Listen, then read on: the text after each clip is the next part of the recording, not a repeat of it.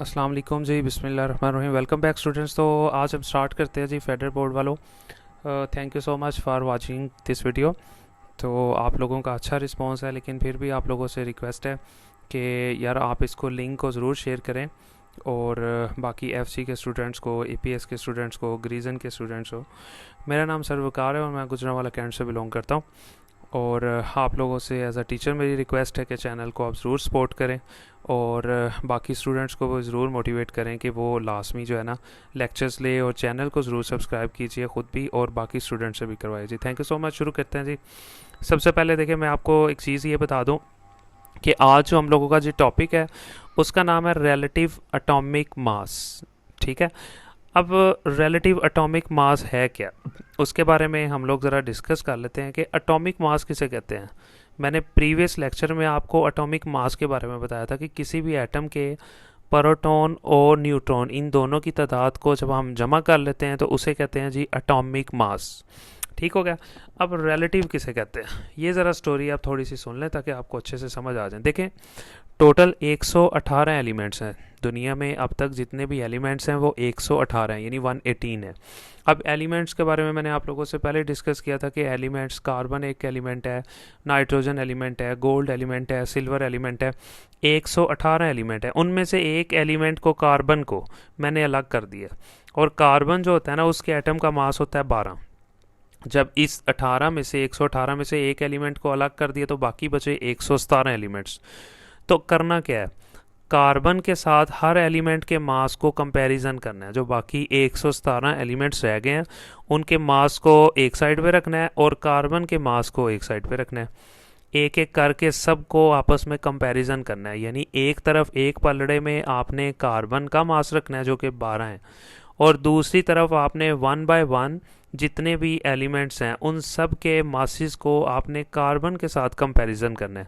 तो कुछ masses carbon से बड़े होंगे और कुछ मासिस कार्बन से छोटे होंगे, यानी कि 117 का मतलब कि 117 एलिमेंट को 1 बाय 1 कार्बन के साथ कंपेयर, यानी पहले एक तरफ हाइड्रोजन का मास, दूसरी तरफ कार्बन का मास, फिर हीलियम का मास, फिर कार्बन का मास, फिर इसी तरह नाइट्रोजन का मास, कार्बन का मास, यानी 1 बाय 1 सबके मासिस को कार्बन के मास के साथ कंपैरिजन करना है। यानी कार्बन के एटॉमिक मास का बाकी एलिमेंट से, यानी कि बाकी जो 117 एलिमेंट है उनके मासिस के साथ आपने मुआवजना करना है और देखना है कि कार्बन का मास बड़ा है उनसे या फिर छोटा है। तो इसी का नाम है जी एटॉमिक, रिलेटिव एटॉमिक मास। तो आई होप आपको कॉन्सेप्ट समझ आ गया होगा। तो मैं आपको रीडिंग करवा देता हूँ यहाँ से जी। सबसे पहले आपने कुछ भी नहीं करना, ठीक होगा। यहाँ से जो मेन चीज़ है करने वाली, सबसे पहले आप ये देखें कि रिलेटिव एटॉमिक मास कहते किसे हैं। वो यहाँ आपको बता भी रहा है कि रिलेटिव एटॉमिक मास क्या है जी, the mass of an atom of an element. किसी भी एलिमेंट के एटम का मास लें, रिलेटिव टू, उसको कंपेयर करें mass of atom of carbon, यानी कार्बन के एटम के मास का कंपैरिजन करना है बाकी एलिमेंट के मासिस के साथ। और कार्बन का मास वो कहता है जी 12 होता है। इसको कहते हैं जी relative atomic mass. I hope आपको बड़े अच्छे से समझ आ गई होगी। उसके बाद है जी रिलेटिव एटॉमिक मास यूनिट भी। ये तो है ना रिलेटिव एटॉमिक मास। एक होता है relative atomic mass unit. Unit किसे कहते हैं, रिलेटिव एटॉमिक मास को मैयर करने के लिए जो यूनिट होता है उसे कहते हैं रिलेटिव एटॉमिक मास। जैसा कि फॉर एग्जांपल हम लोगों ने वेलोसिटी पढ़ा, डिस्प्लेसमेंट पढ़ा, ये सारी चीज़ें आपने फिजिक्स में पढ़ी होंगी। इसी तरह हम लोगों ने डिस्टेंस को पढ़ा। तो डिस्टेंस को मैयर करने के लिए जो यूनिट होगा हम लोग उसको नॉर्मली मीटर के अंदर ले लेते हैं। डिस्प्लेसमेंट को भी मैयर करना है तो मीटर को। इसी तरह अगर आपने मास को मैयर करना है तो ओबियसली उसके लिए जो यूनिट होगा वो होगा जी किलोग्राम। तो इसी तरह रिलेटिव एटॉमिक मास को मैयर करने के लिए जो यूनिट होगा उसे कहते हैं जी एटॉमिक मास यूनिट, और उसका जो शॉर्ट नेम है उसे कहते हैं जी AMU। ए का मतलब एटॉमिक और एम का मतलब मास और यू का मतलब यूनिट। वो कहता है ये क्या है, इज डिफाइंड एज, कहता है एटॉमिक मास यूनिट का मतलब ये होता है कि mass exactly equal to 1/12 the mass of 1 carbon atom. यानी कि एक एटॉमिक मास यूनिट का मतलब ये है कि उतना मास जितना कार्बन 12 का मास होता है उसके बराबर आपने उसका मास ले लेना है, लेकिन equal to 1/12 the mass of carbon atom. मतलब इस बात को समझने के लिए ये कि जो आपके पास जो कार्बन है, आपके पास कार्बन 12 हैं, कार्बन 12, यानी कि कार्बन का मास है वो है जी 12। तो आपने क्या करना है, उसका 1/12वां हिस्सा जो होगा उसको हम लोग कहेंगे जी एटॉमिक मास यूनिट।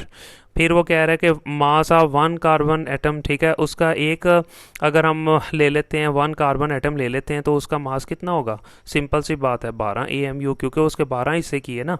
एक हिस्से का मास हो गया AMU, फिर दूसरे हिस्से का मास हो गया 2 AMU, और इसी तरह ऑनवर्ड कार्बन 12 का जो मास आएगा एटॉमिक मास यूनिट वो कितना हो गया 12 AMU, यानी कि mass of 1 carbon atom is equal to 12 AMU। तो अगर मैं आपको कहता हूँ कि 1 AMU चाहिए तो मैं क्या करूँगा, इस 12 को यहाँ से उठाऊँगा और इस तरफ ला के डिवाइड करवा दूंगा, तो यहाँ पे सिर्फ 1 रह जाएगा, क्योंकि 12 तो इसके नीचे आके डिवाइड हो गया। तो सिर्फ आगे उसने सिंपली आपके सामने लिख दिया है कि 1 AMU बराबर होता है यही चीज़, और ये 12 क्योंकि इसके नीचे आ गई थी, इसका मतलब है ये 1 AMU का फार्मूला आ गया कि एक एटॉमिक मास यूनिट अगर आपने निकालना है किसी का भी, तो आप सबसे पहले ऊपर लिखेंगे उसका मास, ठीक है, और डिवाइडेड बाय उसका जो एटॉमिक मास यूनिट दिया होगा वो आपको, यानी कि यहाँ पर नीचे लिख देंगे। बड़ी सिंपल तरीके से आपको बता दिया है कि मास ऑफ, अगर आपको कार्बन 12 का मास चाहिए, ठीक है, तो वो बराबर होता है जी 12 AMU, यानी एटॉमिक मास। ये तो एटॉमिक मास हो गया ना, तो इसका यूनिट कितना होगा 12 AMU, ये उसका यूनिट होगा।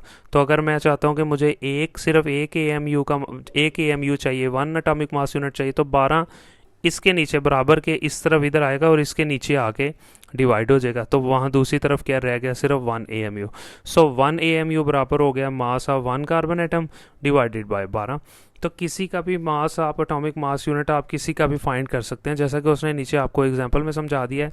Hydrogen atom is 8.40% as a massive as the standard carbon 12। ये तो आपको बड़े अच्छे से समझ आ गई होगी कि जब कार्बन का मास हम लोगों ने हाइड्रोजन के मास के साथ कंपैरिजन किया, यानी कार्बन के मास को हाइड्रोजन के मास से जब हम लोगों ने कंपेयर किया, तो हाइड्रोजन के एटम का मास, तो जैसा कि मैंने भी आपको ऑलरेडी बता दिया कि जैसे कि देखिए ना, हाइड्रोजन एटम है वो 800 यानी 8.4% ज़्यादा है, मैसिव है कार्बन के मास से जब उसको कंपैरिजन किया। तो कहता है फिर अगर आप रिलेटिव एटॉमिक मास निकालना चाहते हो हाइड्रोजन का, तो वेरी सिंपल सा फार्मूला है, कितने परसेंट ज़्यादा है उसको ऊपर रखें डिवाइडेड बाय 100 और मल्टीप्लाई आपने 12 के साथ मल्टीप्लाई करवा देना 12 के साथ, और जो भी आंसर आएगा कटिंग करके वो आ गया जी 1.008 AMU। अभी देखो ना, कहने का मतलब ये है कि मैं अगर आपको एक चीज़ समझाता हूँ कि देखो पीरियोडिक टेबल के अंदर 2 चीज़ें दी होती हैं, हर एलिमेंट का एटॉमिक मास दिया होता है और हर एलिमेंट का एटॉमिक नंबर दिया होता है। तो वो जितने भी एटॉमिक मासेस दिए हुए हैं उनको पहले कंपैरिजन किया हुआ है कार्बन के मास के साथ, कार्बन के मास के साथ कंपैरिजन करके ये फार्मूला लगा के उसके बाद जो उसका मास आया ना उसे कहते हैं रिलेटिव एटॉमिक मास, वो उस एलिमेंट को उसने दे दिया है। मतलब कि जितने भी एलिमेंट्स हैं, मतलब आप देख लें कि 118 एलिमेंट्स है, तो हर एलिमेंट का एटॉमिक मास को इसी तरह ही उन्होंने साइंसदानों ने कंपैरिजन किया और कंपैरिजन करने के बाद उसने लिख लिया है। अभी देखें मैं आपके सामने पीरियोडिक टेबल जो है ना यहाँ पे मैं आपको दिखाता हूँ, ये भी 9th की एक बुक है। तो देखें इसके अंदर ये लिखा हुआ 1.008, ये देखें ये हाइड्रोजन का एटॉमिक मास है। अब ये पीरियोडिक टेबल है, इसमें ये देखें 118 एलिमेंट्स दिए हुए हैं, हर एलिमेंट का ऊपर एटॉमिक नंबर दिया हुआ है और नीचे एटॉमिक मास दिया हुआ है।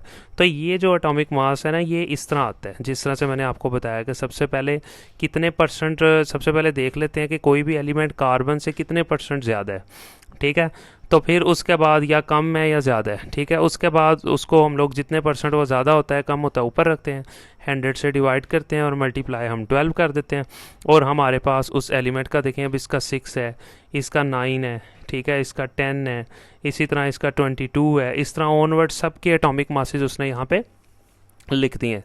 तो ये देखें ये सिंपल फार्मूला आपको समझ आ गया होगा। ये आपको शॉर्ट क्वेश्चन भी एक पूछ सकता है जी, हाइड्रोजन के अलावा कुछ और भी लिख सकता है जी, फलां एलिमेंट है और वो इतने परसेंट मैसिव है कार्बन 12 से, तो रिलेटिव एटॉमिक मास फाइंड करके दें उस एलिमेंट का, तो वो जितने परसेंट ज़्यादा है सिंपली उसे क्या करना है आपने, उसको आपने ऊपर लिख लेना है, 100 पे डिवाइड करना है और मल्टीप्लाई 12 कर देना है, तो आपके पास ये रिलेटिव एटॉमिक मास यूनिट उसका आ जाएगा। इसी तरह उसने ये डायरेक्ट निकाल दी है रिलेटिव एटॉमिक मासेज ऑक्सीजन का, नाइट्रोजन का, एलुमिनियम का, ये सब के दे दिए उसने।